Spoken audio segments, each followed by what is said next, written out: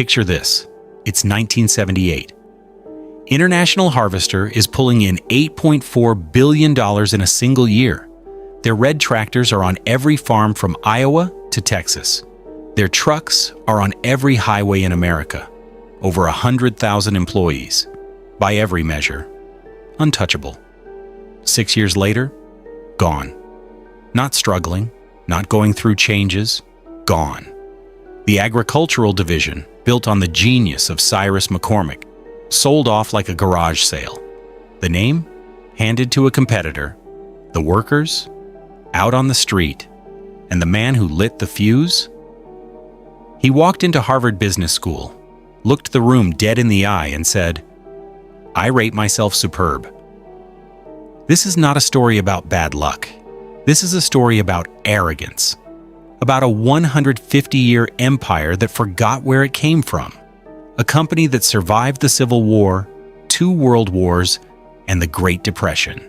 Taken down by a 172-day strike and a CEO who never learned his workers' names before picking a fight with them. Now we're going back to 1831. Chapter 1. The Man and the Reaper, Virginia. The summer of 1831. The wheat is ready. And out in the fields, under a sun that doesn't care how tired you are, men are bent at the waist, swinging scythes, grabbing stalks, binding bundles by hand. Same as their fathers did. Same as their grandfathers did. Same as people had been doing for thousands of years. Here's the math nobody talked about but everybody lived. 1 acre of wheat, 1 man, 1 full day. That's the deal. You've got a 50-acre farm? That's 50 days of harvest labor. Pray the weather holds. Pray nobody gets sick. Pray you hired enough hands. Because if the grain sits too long after it ripens, it rots. There's no negotiating with that. This was American farming in 1831, back-breaking, time-sensitive, and completely dependent on human muscle. Into this world was born a man named Cyrus Hall McCormick, February 15, 1809, Rockbridge County, Virginia. His father, Robert McCormick, was a farmer, a blacksmith, and a man with a dream he could never quite finish. Robert spent years trying to build a mechanical reaper, a machine that could do what 10 men did with scythes. He sketched, he built, he tested, and he failed. Over and over again. Cyrus grew up watching his father chase that dream. Year after year, failed prototype after failed prototype. And somewhere along the way, that unfinished dream became his own. In 1831, at 22 years old, Cyrus dragged a strange contraption to a neighbor's field, part chariot, part threshing floor, pulled by a horse. A vibrating cutting blade, a rotating reel, a platform to catch the falling grain. It worked. 1 man on that machine harvested more wheat in an afternoon than a team of laborers could cut all day. The crowd went quiet, then loud. In 1834, Cyrus got his patent, then filed it away and went back to the family iron foundry. The reaper sat on a shelf, waiting. Then 1837 hit. The panic of 1837 wiped them out. Banks failed. The foundry went under. The family was left in debt. And that failure was the best thing that ever happened to Cyrus. With nothing left, he dusted off the reaper. 2 machines sold in 1841, 7 in 1842. 29 in 1843, 50 in 1844. Small numbers, undeniable curve. In 1844, Cyrus traveled west, through Ohio, Indiana, Illinois, and stood at the edge of the Midwestern prairie, endless, flat land, perfectly suited for a horse-drawn cutting machine. Millions of acres of it. Virginia was never his market. This was. By 1847, Cyrus had partnered with Chicago's first mayor, William Ogden, who put up $50,000 to co-found a factory on the edge of Lake Michigan. First year of operation, 800 reapers sold.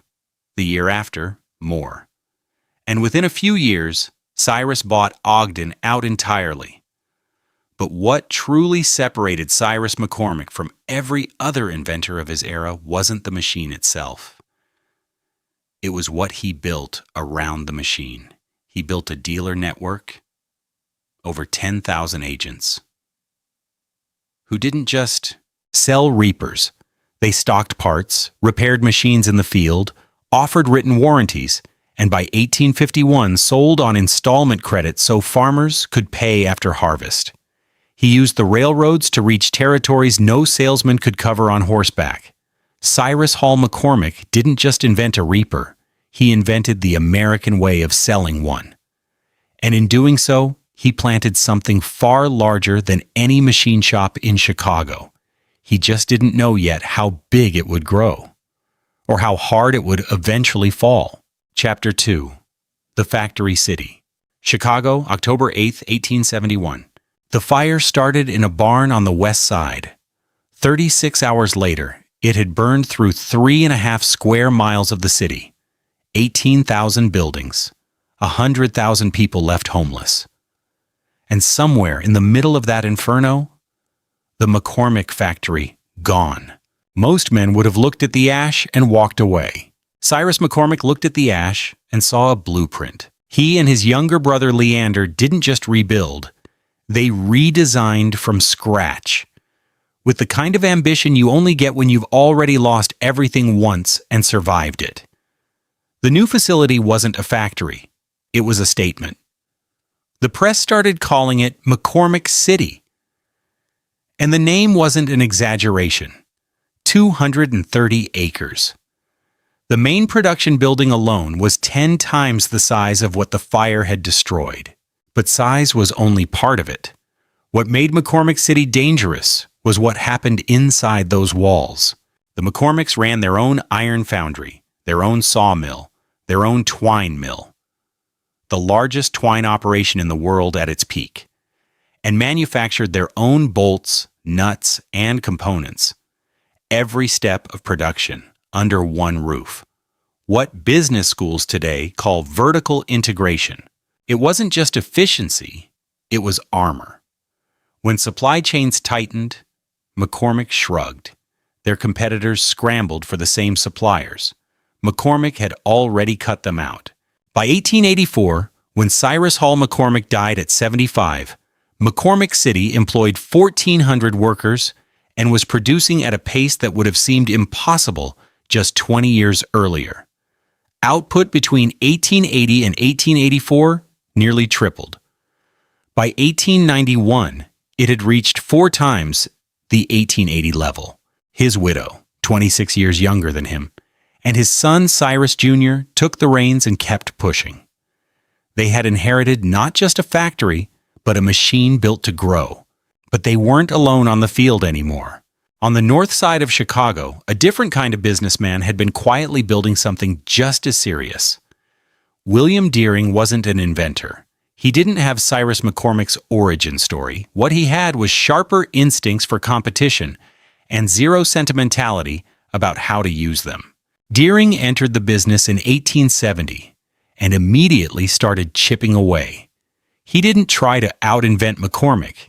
He outmaneuvered him. Better pricing. Aggressive dealer terms. And whenever McCormick's patents expired, Deering's engineers were already waiting. By the late 1890s, the McCormick plant on Chicago's south side covered over 1 million square feet with more than 5,000 workers. Deering's north side plant employed at least 7,000. 2 giants, same city, opposite sides of the river, locked in what the press called the Harvester Wars. The Harvester Wars were good for farmers. Prices dropped. Machines got better, faster, cheaper. But inside both companies, the ledgers were bleeding. The constant race to out-patent and out-manufacture each other was consuming capital at a rate that couldn't go on. Something had to give. The McCormicks and Deerings both knew it. They'd tried to combine forces before, in 1891, in 1897, in 1901, and failed every time because two families who had spent decades trying to destroy each other couldn't agree on who would run the thing they were building together. That argument was about to be settled for them by someone from New York City with a very different kind of power. Chapter 3. The Merger of the Century, New York City, the turn of the 20th century. America in 1898 was in a mood. The railroads had stitched the country together. Steel was pouring out of Pittsburgh, and on Wall Street, the smartest men in the room had figured something out. Competition was expensive. Monopoly was profitable. Between 1898 and 1902, 212 major industrial mergers swept across America. Steel, oil, railroads, copper, entire industries, consolidating into giants almost overnight. The original merger mania. In Chicago, two men were watching this and thinking about each other. McCormick and Deering had tried to combine 3 times. 1891, 1897, 1901. Every time, the talks collapsed, not because the math failed. The math worked perfectly. The problem was simpler and uglier. Two families who had spent 30 years trying to destroy each other could not agree on who would be in charge of the thing they built together. The McCormicks believed they were the company. They had the founder's name, the origin story, the legacy. The Deerings believed they had earned equal standing, matching McCormick factory for factory, patent for patent. Neither side would walk in as the junior partner. 3 times the deal died in the room. Then in 1901, something shifted. William Deering retired. His sons Charles and James took over. And 2 men who had inherited a war were slightly more open to ending it than the man who had started it. That's when George Perkins walked in. Perkins was a partner at J.P. Morgan's bank. Morgan's firm had already engineered U.S. Steel the year prior, a deal that shocked the world. Perkins was that kind of operator, cool, methodical, indifferent to family pride. He saw the harvester wars for what they were, 2 profitable companies burning money to stay even, and he moved to end it. But Perkins wasn't the only power broker at the table. Here's the detail most people miss. John D. Rockefeller Sr. was also connected to the deal. His daughter Edith had married Harold McCormick, son of Cyrus Jr., creating a direct family bridge between 2 of the most powerful dynasties in America. When Rockefeller threw his weight behind the deal, it wasn't just financial pressure, it was personal. On August 12, 1902, the International Harvester Company was officially incorporated. 5 companies folded into one: McCormick, Deering, Milwaukee Harvester, Plano Manufacturing, and Warder Bushnell and Glessner, makers of the Champion brand. Combined assets, $110 million. Market share in American harvesting equipment, 85%. Let that number land for a second. 85%. This was not a company with a strong position in its industry. This was the industry. The ownership split. McCormick's at 42.6%, Deering's at 34.4%, Morgan and the smaller players with the rest. To keep the peace, control was placed in a voting trust for the first 10 years, giving it absolute authority over the company on behalf of all shareholders. The deal was also structured to sidestep antitrust trouble, buying physical assets rather than stock. It didn't fully work. The Justice Department sued anyway, and a decade of litigation followed, forcing some divestitures. But the core held together. Cyrus McCormick Jr. became the first president of International Harvester, a capable man. But from day one, he was presiding over 2 companies wearing the same uniform. The McCormick side and the Deering side maintained separate loyalties, separate cultures, and a resentment that no merger paperwork could dissolve. By 1909, International Harvester was the fourth largest corporation in the United States, the largest agricultural equipment company on Earth. 3 decades of war between two families had produced something neither could have built alone. The only question was whether they could hold it all.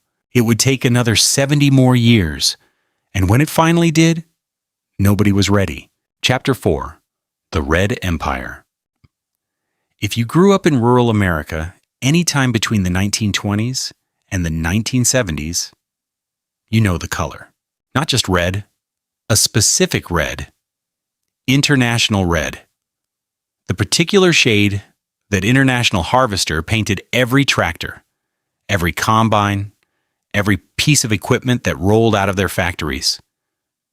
It wasn't a marketing decision at first. It was just what they used. But over time, that color became something more than paint. It became a statement. You saw International Red parked outside a farmhouse, and you knew that family was serious about their land. From Iowa to Texas, from the wheat fields of Kansas to the corn rows of Indiana, that red was everywhere. And for the first half of the 20th century, the company behind it was about as close to untouchable as an American corporation could get. But getting there required one more giant leap, and IH almost missed it. By the early 1920s, the horse-drawn era was ending, fast. The internal combustion engine had arrived, and the question was no longer whether tractors would replace horses. It was who was going to sell them. Henry Ford had an answer. In 1917, Ford launched the Fordson, a small, cheap, mass-produced tractor built on the same assembly line logic he'd used for the Model T. The Fordson was bare bones and affordable, and farmers loved it. By the early 1920s, Ford had captured roughly 75% of the American tractor market. Let that land. 75%. International Harvester. The company that had dominated American agriculture for 2 decades was watching a car manufacturer eat their lunch in their own backyard. Their answer came in 1924, the Farmall. The Farmall wasn't just another tractor. It was a complete rethink. Most tractors were built for plowing, heavy, wide, straight lines. The Farmall was built for row crops, corn, cotton, soybeans, with high clearance to straddle a row without damaging it, a nimble turning radius, and a rear power takeoff that could run a mower, planter, or cultivator. One machine, 20 jobs. One Farmall could do the work of 4 to 6 men. Ford tried to respond, but the Fordson's design couldn't be retrofitted for row crop work. By 1928, Ford had quietly exited the American tractor market. Though he would return a decade later with a very different machine. For now, IH hadn't just beaten Ford, they had outthought them. And International Harvester didn't stop with tractors. Back in 1907, IH had quietly introduced the Auto Wagon, a motorized flatbed designed to haul loads no horse could manage. Unglamorous, practical, and the first step towards something much bigger. Through the 1920s and 1930s, IH built out a full commercial vehicle lineup. Medium trucks, heavy trucks, bus chassis. Not competing with Ford and Chevy for family cars. Building the working backbone of American commerce. Grain trucks, delivery vehicles. School bus chassis rolling down rural routes where no paved roads existed. In 1938, IH introduced the Metro, a walk-in delivery van built for drivers who needed to step in and out dozens of times a day. Milk routes. Bread delivery. Package distribution before FedEx existed. Nearly every step-in delivery van you see today traces its DNA back to what IH built that year. Then came World War II. IH converted major portions of its manufacturing to military production. Army trucks, tractors, aircraft components, artillery shells. When the war ended in 1945, surplus military vehicles flooded the civilian market, and the men who had driven those trucks across Europe came home knowing exactly what a dependable truck was worth. Demand for commercial vehicles exploded, and International Harvester was perfectly positioned. Their factories were running, their dealers were intact, and their wartime engineering had made their vehicles tougher than the competition. By 1947, when IH celebrated the centennial of Cyrus McCormick's original Chicago factory, the company had become something the old man could never have imagined. Agricultural equipment, commercial trucks, construction machinery, diesel engines, operations in dozens of countries, and more than 100,000 employees. Now 100,000 people. Entire Midwestern communities built around IH plants. Schools full of workers' kids. Churches that scheduled their services around IH shift changes. In places like Rock Island, Illinois, and Fort Wayne, Indiana, International Harvester wasn't just a company. It was the economy. That is what empire looks like. And like every empire before it, it had no idea.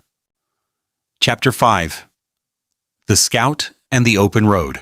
America in the 1950s was drunk on possibility. The war was over. Suburbs were being carved from cornfields at full speed. Families were buying houses, buying cars, and then wanting bigger cars. The interstate was being poured coast to coast. On weekends, Americans wanted somewhere beyond the neighborhood. Into the woods, up into the mountains, somewhere requiring 4 wheels and something tougher than a family sedan. International Harvester saw something the big 3 automakers were slow to recognize. The farm was no longer the only place people needed a tough, capable vehicle. In 1953, IH launched the Farmall. The name says everything. Not a work truck, not a farm vehicle. A vehicle for traveling all of it. 4 doors. Seating for up to 9 people. A high-riding body on truck chassis that handled dirt roads, snowdrifts, and heavy cargo with equal indifference. A station wagon that had grown up on a farm and feared nothing. Most people have never heard of the Farmall. That is the irony. Because what IH built in 1953 was, by any honest definition, one of the first true SUVs in American history. A full decade before Ford launched the Bronco. Nearly 2 decades before Chevy made the Suburban famous. The family hauler that could go anywhere, the concept that would define an entire vehicle category, was pioneered by a farm equipment company from Chicago. Then came the Scout. In 1961, International Harvester introduced the International Scout, a compact off-road vehicle aimed directly at the Jeep CJ civilian market. Launch price, $1,550. Removable hardtop, removable doors, removable windows. Strip it to an open vehicle in 20 minutes or close it into a weatherproof cabin. Modular before that word applied to vehicles. Ranchers used it as a working rig. Hunters drove it down roads with no business being called roads. Suburban families loaded it up for camping. College kids bought used ones and drove them until the wheels fell off. The Scout became almost immediately a cultural object. The kind of vehicle people got attached to the way they got attached to dogs and old houses. By 1965, just 4 years after launch, IH had sold over 100,000 Scouts. In 1971, the Scout II arrived, wider, better engineered, with engine options placing it directly against the Ford Bronco and the Chevrolet Blazer. Scout IIs still sell for serious money in the collector market today. Proof of how deeply the vehicle got under people's skin. But here is what made the late 1970s at IH genuinely remarkable. While the Scout built its following in the consumer market, the agricultural engineering team was finishing something that had nothing to do with trucks. And it may have been the most significant technical achievement in the company's history. In 1977, IH introduced the Axial-Flow combine. A conventional combine beats crop through cylinders and concaves.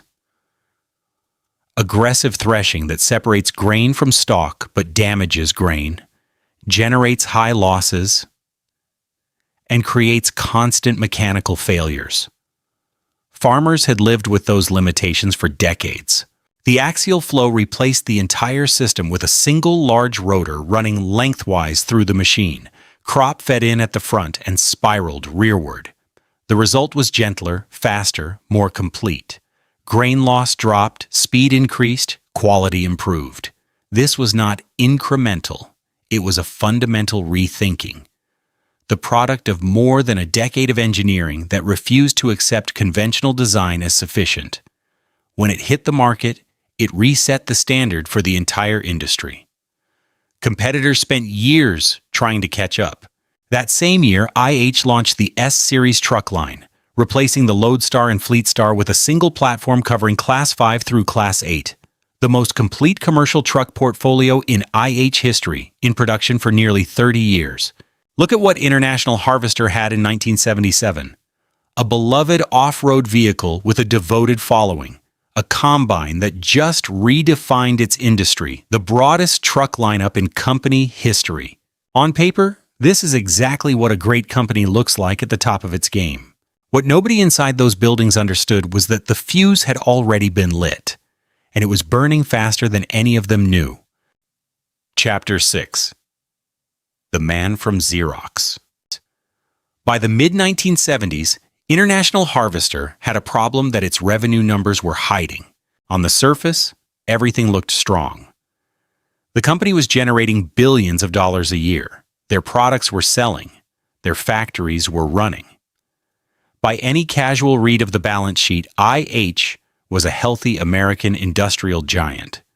But the people who looked closely could see something that did not add up. For every dollar of revenue IH was bringing in, they were keeping far less than their competitors. Their profit margins were roughly half those of Deere & Company and Caterpillar. Half. Two companies competing in essentially the same markets, selling comparable products to overlapping customers. And one of them was keeping twice the profit per dollar earned. The gap was not a fluke. It had been there for years, baked into the cost structure of a company that had never truly modernized. Plants that were decades old. Work rules that had accumulated through generations of labor agreements. A management culture so internally layered that decisions moved at the speed of a glacier. International Harvester had been dominant for so long that the habits of dominance had calcified into the habits of complacency. The board looked at this and made a decision that seemed rational at the time. They needed someone from outside to break the thing open. In August of 1977, that someone arrived. Archie R. McCardle was born in Hazel Park, Michigan in 1926. His father was a working man. Archie was the first in his family to attend college. On the GI Bill, after serving in the United States Army Air Forces during World War II. He graduated from the University of Michigan with a bachelor degree and an MBA. Then spent 3 decades climbing through the financial side of corporate America with the focused efficiency of a man who knew nothing was given to him. By the time IH came calling, McCardle was president of Xerox Corporation. He was known as a numbers man. Precise, aggressive on cost reduction, capable of driving significant improvement in financial performance. He had a reputation for walking into bloated organizations and finding the fat fast. The compensation package IH put together to land him was staggering by the standards of 1977, $460,000 a year in salary, one of the highest CEO packages in the country, a signing bonus of $1.5 million, a personal loan of $1.8 million at 6%. The board was not quietly hiring a consultant. They were making a statement. McCardle moved fast. He cut $640 million in spending and launched an $879 million 3-year plant modernization program. He restructured management, pushed on productivity, and in the short run, it worked. Fiscal year 1978 was the best in IH history. Revenue hit $8.4 billion. Profit reached $370 million, up from $203 million the prior year. The press celebrated. The board was pleased. McCardle was the man who had finally started fixing IH. But numbers can tell you that you are winning when you are only delaying the bill. Even at those record profits, IH margins were still only half of Caterpillar and Deere. McCardle had moved the numbers, but had not closed the structural gap. And instead of looking at his factories or cost engineering for the answer, he looked at the workforce. Specifically, he focused on the work rules. Agreements governing how work was organized on the factory floor. Workers at IH had no mandatory overtime obligation, unlike those at Caterpillar and Deere. Job transfers and shifts were governed by seniority rules built through decades of bargaining. McCardle calculated those rules had cost IH $1.3 billion over 3 years. He was determined to change them. To do that, he had to negotiate. And this is where the story turns.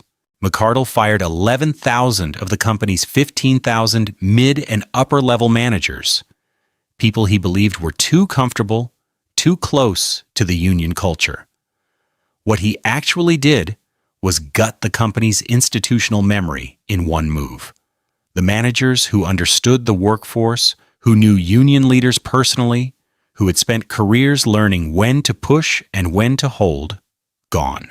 In their place, McCardle put himself and a new VP of Human Resources, W. Grant Chandler. Neither man had meaningful experience in heavy manufacturing labor relations. Neither had ever negotiated a major contract with the United Auto Workers. Neither understood what they were walking into. The UAW contract expired November 1979, and McCardle, fresh off a record year, surrounded by people he had just hired, stripped of the institutional knowledge that could have told him what a misstep would cost, was about to sit down across the table from one of the most experienced union negotiating teams in American labor history. He thought he was ready, not even close. Chapter 7, 172 Days. November 1st, 1979, Chicago, Illinois. International Harvester announced that CEO Archie McCardle had received a personal bonus of $1.8 million. The next morning, 35,000 workers walked off the job. That sequence was not a coincidence. It was a signal. The workers had been watching McCardle for 2 years. They had seen the mass firings. They had watched him strip out the management layer that had kept labor relations functional for decades. And then, on the exact day their contract expired, the company publicly announced that the man demanding they surrender work rights earned in decades of bargaining was personally pocketing nearly $2 million. The message the union received was not ambiguous. This was not a negotiation. This was a declaration. The strike that began November 2nd, 1979, lasted 172 days. The longest in IH history, and as of 2008, still the fourth longest in UAW history. 35,000 workers sat down and did not come back until April the 20th, 1980. To understand how badly the negotiation was handled, go back to August when talks opened. McCardle wanted to eliminate work rules, protecting workers from mandatory overtime, controlling job transfers, and governing shifts. Protections Deere and Caterpillar workers did not have. He calculated these rules had cost IH $1.3 billion over 3 years. He wanted them gone, not modified, gone. That posture set the tone for everything that followed. The union arrived at the table with 20 representatives from 51 IH local unions. Pat Greathouse, vice president of the UAW, led the team. Behind him were Art Schey and Cletus Williams, 2 veteran IH negotiators who had been doing this specific job for their entire careers. These were people who understood the rhythms of collective bargaining, who could read body language and table positioning, who knew the difference between a company that was bluffing and a company that had genuinely reached its limit. What they encountered from McCardle and Chandler was something they found disorienting. 2 men genuinely unable to read the room. Not unwilling, unable. McCardle presented 7 hard demands with no room for movement. When the union sent subtle signals of flexibility, the kind experienced negotiators use to communicate without public concession, the IH team missed them entirely. Company veterans quietly warned McCardle he was misreading the situation. Those warnings went nowhere. When McCardle and Chandler left the table, substitutes had no authority, to commit to anything. Every session that could have moved the needle produced nothing. By the time November arrived with no agreement in place, a strike had become inevitable. The bonus announcement simply determined the temperature at which it would begin. For the first weeks, McCardle believed he could outlast it. The farm economy was still reasonably strong. IH had inventory on hand. The calculation was that workers without paychecks would come back to the table faster than a company with cash reserves. That calculation was destroyed by events entirely outside anyone's control. In early 1980, the American farm economy fell apart. The Federal Reserve drove interest rates to historic highs, killing equipment financing. Then in January, President Carter imposed a grain embargo on the Soviet Union over the Afghanistan invasion, cutting off one of the largest grain export markets overnight. Farm income dropped. The equipment market went into freefall. The timing was catastrophic. Factories reopened into a market that no longer wanted their output. Dealer yards filled with unsold equipment. Capital was locked in inventory nobody was buying. By April 1980, IH was carrying $1 billion in short-term debt. The banks that had been patient were becoming less so. When the strike ended April 20th, 1980, the damage was stark. $479 million lost in the first half of the fiscal year, sales down 47%. The utility vehicle division put up for sale just to generate cash. And what had McCardle won? Essentially nothing.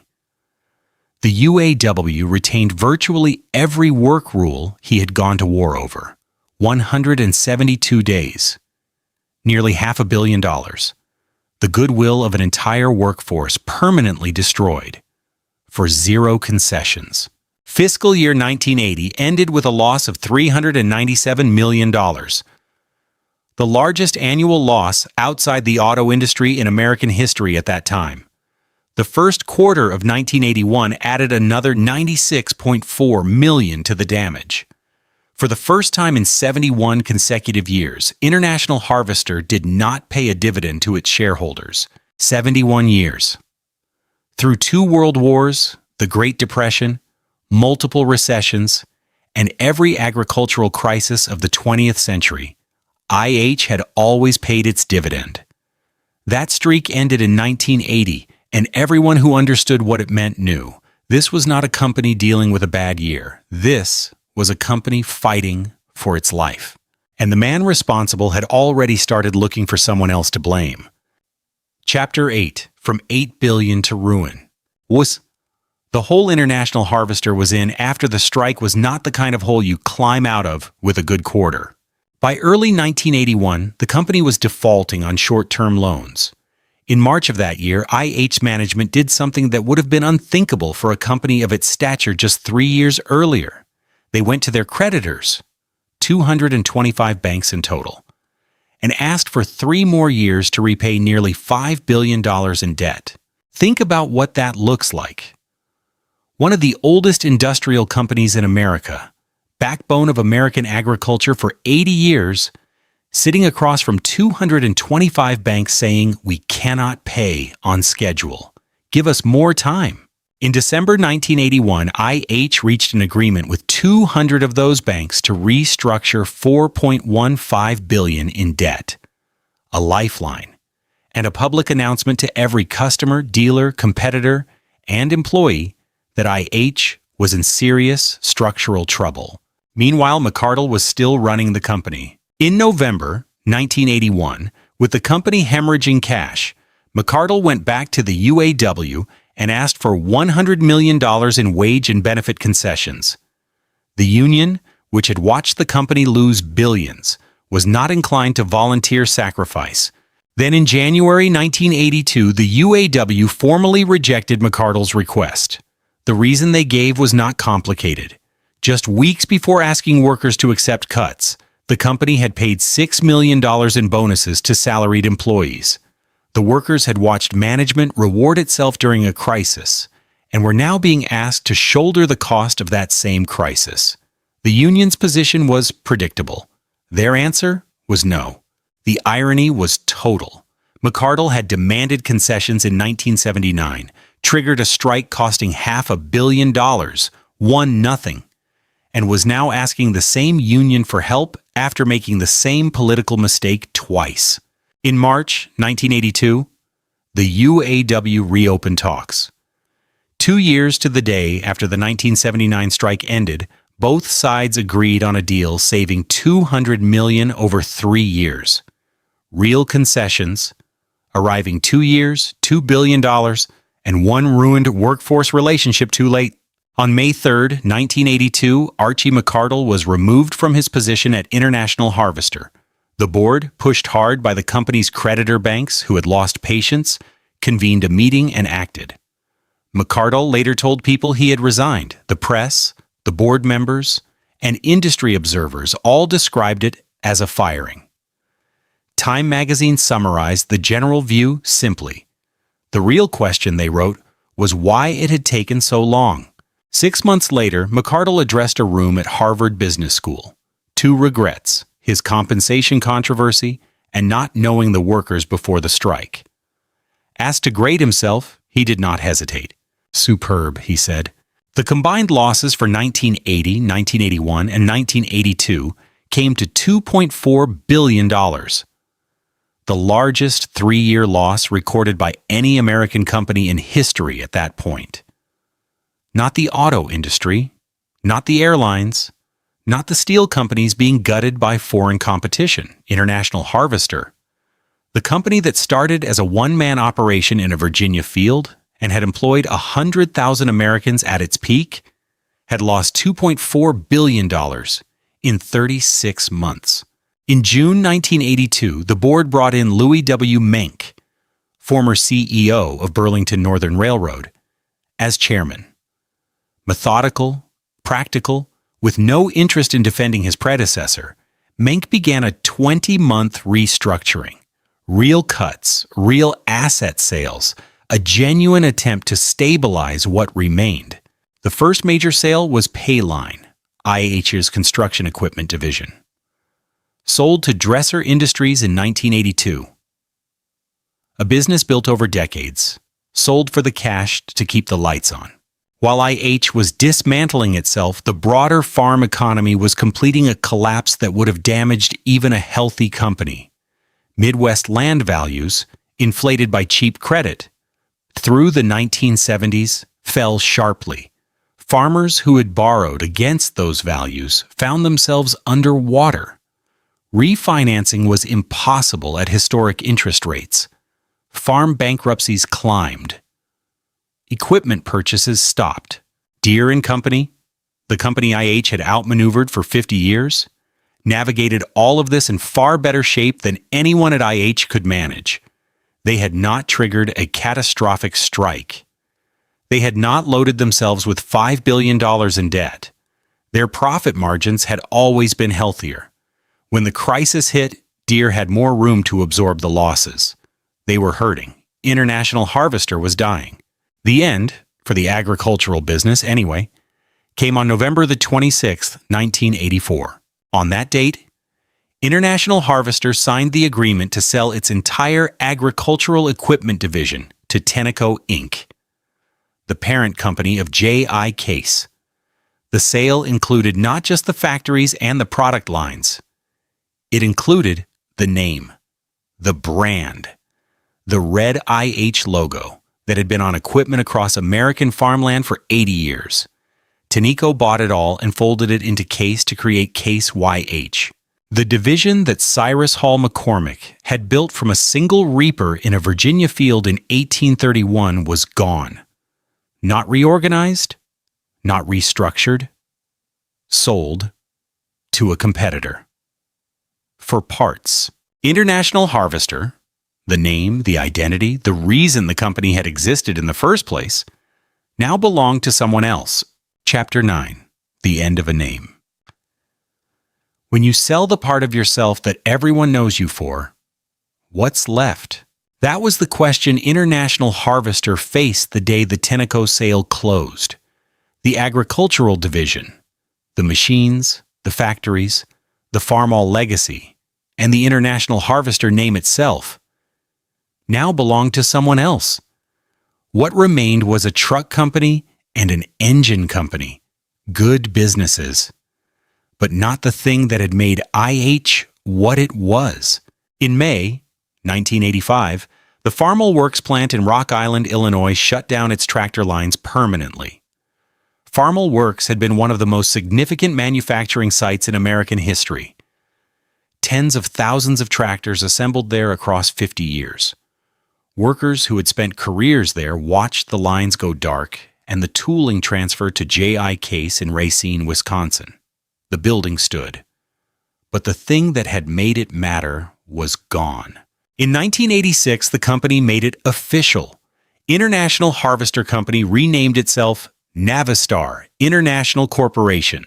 84 years of a name that had meant something to every farmer in America, to every truck driver on every interstate, to every mechanic who had ever worked on a red machine with an IH badge. All of it retired. The legal entity continued. The people still went to work.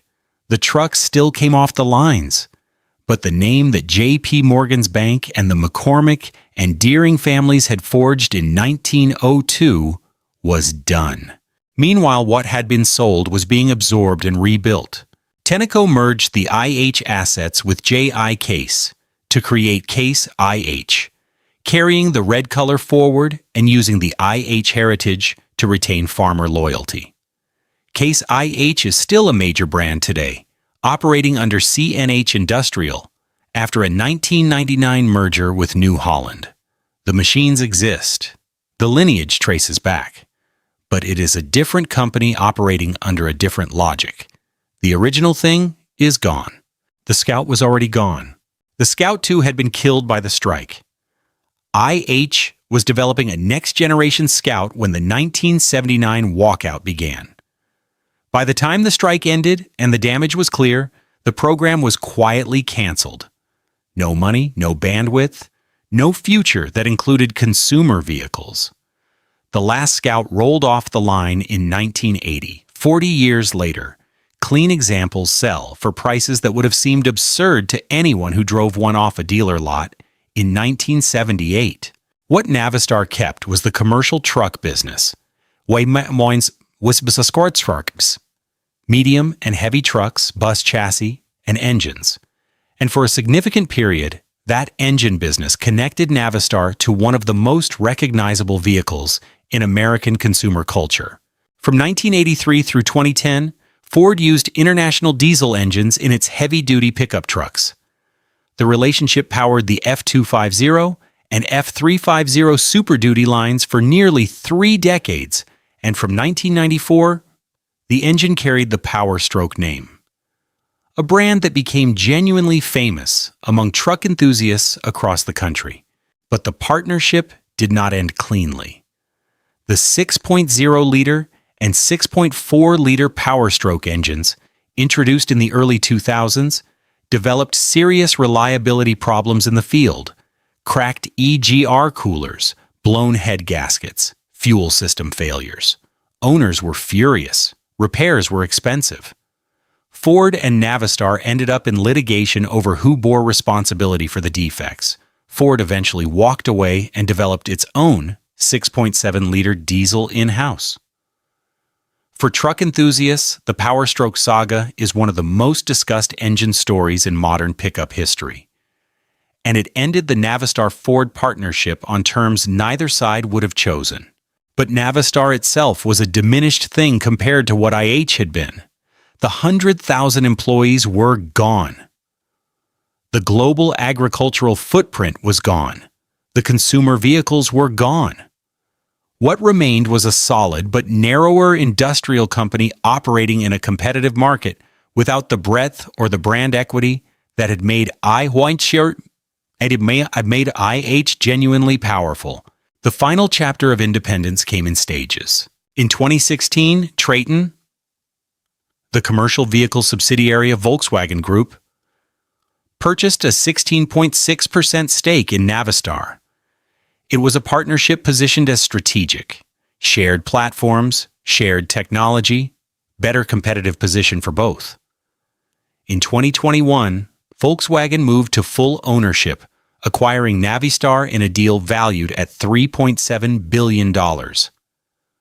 A company that had been worth many times that at its peak, that had outright defined American agricultural and commercial vehicle history, was absorbed into a German automotive conglomerate for $3.7 billion. The American industrial giant, the Red Empire, the company that had started when Cyrus McCormick tested a mechanical reaper in a Virginia wheat field in 1831. It ended as a subsidiary acquisition. In October 2024, the entity was renamed again. International Motors. The Navistar name, which had already been a kind of grief, a name chosen to replace something irreplaceable, was itself replaced. But here is the last twist in the story. The one that nobody in 1984 could have predicted. In 2023, Volkswagen announced through Traton that the Scout name was coming back, not as a truck, not as an off-road utility vehicle in the tradition of the original, as an electric vehicle. Scout Motors, a new company funded by Volkswagen, began development of an electric SUV and electric pickup truck under the Scout brand. A factory was announced in South Carolina. Reservation deposits were collected. The marketing leaned heavily on the imagery of the original Scout. The outdoors, the adventure, the idea of a vehicle that takes you somewhere genuine. Whether the new Scout will earn the name is a question that only time and the market can answer. What is not in question is what the original name meant, and what its revival says about how deeply that vehicle connected with people who drove it. The IH logo, the red color, the Farmall name, the Scout badge, all of them survived the company that created them. They are still out there, on machines working in fields, on collector vehicles being restored in garages, on new trucks being manufactured in factories that were never part of the original empire. Cyrus McCormick did not build a company. He built something that became woven into the fabric of how America worked. The company is gone. The fabric remains. Chapter 10. Lessons from the Wreckage. International Harvester did not die because its products were bad. Let that land before we go any further. The Axial-Flow combine was a genuine engineering breakthrough that the entire industry had to respond to. The Scout 2 had a devoted following and was a legitimate competitor in the off-road market. The S-Series truck line was so well built that it stayed in production for nearly 30 years. At the moment the company was falling apart financially, its engineers were still producing some of the best equipment in their categories. IH died from a combination of failures compounding each other at the worst possible moment: management, finance, culture, and timing. Each alone might have been survivable. Together, they were not. There are 5 lessons here, none of them unique to IH. Everyone has destroyed companies before and since, but IH is a clean enough case study that each lesson comes through without ambiguity. Lesson 1. Market dominance is not a permanent condition. In 1902, International Harvester controlled 85% of American harvesting equipment, not a strong market position. Something closer to a legal monopoly, and yet, 82 years later, the agricultural division was sold off entirely. The company that outlasted IIH was Deere & Company, smaller, less diversified, and consistently less celebrated during the years when IIH was being called an American giant. Deere survived because they maintained focus, managed their balance sheet with discipline, and never allowed management politics to override the fundamentals. When the crisis hit, Deere was hurting, but Deere had room to hurt. IH did not. Dominant market position breeds a specific danger, the assumption that dominance is self-sustaining. IH had been on top so long that the disciplines required to stay there, cost focus, financial conservatism, strategic clarity, had quietly eroded. By the time the company needed those muscles, they were gone. Lesson 2. Importing a CEO without importing understanding is a gamble with terrible odds. Archie McCardle arrived as a highly credentialed financial operator with real accomplishments at Xerox. The board hired him to shake things up. And he did. In the way that someone who does not understand what they are shaking always will. IH was not a financial optimization problem. It was an 80-year-old manufacturing organism with deeply embedded cultures, relationships, and institutional knowledge. The managers who understood how the shop floor actually worked, who knew union leadership personally, who had spent decades learning when to push and when to hold, McCardle eliminated 11,000 of them in a single move. A contemporary IH marketing executive noted that McCardle's greatest mistake was bringing in people who simply did not understand the company. The continuous leadership churn that followed ground down organizational capability that could not be rebuilt on any timeline. You cannot accelerate your way through institutional knowledge. It accumulates over years, or it does not exist at all. Lesson 3. Diversification without coherence becomes a liability under pressure. At its peak, IH ran agricultural equipment, heavy trucks, bus manufacturing, consumer off-road vehicles, construction equipment, and diesel engines simultaneously. Each was a legitimate business. Together, they demanded capital and management bandwidth across completely different markets. When the crisis hit, IH had no resources to defend all of it at once. The agricultural division needed investment. The truck business needed modernization. The consumer vehicle program needed development capital. Construction equipment was bleeding. No company in financial distress fights on every front with borrowed money. IH sold what it had built piece by piece, at the worst prices, under the worst conditions. Deere had none of this. They did one thing and put everything into it. Lesson 4. Labor relations are a strategic asset, not a cost line. The 172-day strike was not primarily a financial event, though the nearly $500 million direct loss was devastating. It was a cultural rupture, the moment that permanently destroyed the trust between IH and its workforce. IH had historically been regarded as a more worker-friendly company than Caterpillar and Deere. That reputation had real value, lower turnover, retained institutional knowledge, a workforce that understood and took ownership of the products it built. McCardle burned all of that in 2 years. The workers who came back after the strike returned to a different company, one that had made clear it saw them as a cost problem rather than a core asset. And what did the strike win? Nothing. The UAW kept virtually every work rule McCardle had demanded. 172 days, nearly $500 million, a permanently damaged workforce, 0 concessions. This was not bad luck. It was the predictable outcome of an amateur strategy executed against professionals. Lesson 5. You cannot control timing. You can control your preparation for it. The agricultural crisis of the early 1980s was not IH's fault. The Federal Reserve interest rate spike was not IH's fault. The Carter grain embargo was not IH's fault. These were external shocks that hit every player in agricultural equipment simultaneously. But when those forces hit, Deere had healthy margins and manageable debt. IH carried $4.5 billion in debt from a catastrophic strike and poorly timed spending, with margins that had never recovered. The external shock was identical. The ability to absorb it was not. Resilience is not built in a crisis. It is built in the years before, through decisions that look unnecessary when times are good. IH had been making the wrong decisions for years before the storm hit. When it did, there was nothing to hold.